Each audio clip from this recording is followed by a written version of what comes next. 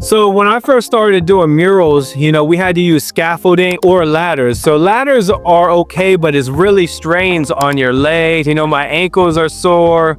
And scaffolding is okay, but you have to set it up a certain way, and you have to, it's a lot of climbing up and down when you use scaffolding. That's why we moved to a lift. Some of the things to think about, like one of the important things about this is that we had to get a more narrow lift so that it could fit on the sidewalk. Otherwise, we would have to get another larger lift and put it in the actual parking lot and kind of go over things. But, a lot of different things to think about when you're doing a lift is there's stuff in the way of where you're trying to paint.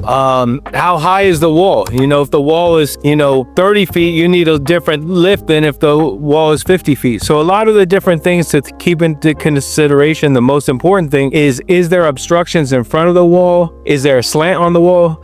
Even with this wall, even though this is a smooth surface, it has a slight gradation so that the water could drain off, but that we had to put these little boards under the lift so that it could level off, because otherwise these electric lifts are very sensitive. Another way to do it is to get a lift that has outriggers, and that where it pushes on the ground and levels it out. But that's for like a bigger wall and a bigger project. So this one, the one with the outriggers, wouldn't fit on the sidewalk also. So we wound up getting this one, and so far we've been able to get everywhere that we needed to. We had to use some what's called shims to kind of level it out. But other than that, it's important to get a lift just so that you can move safely and quickly and effectively.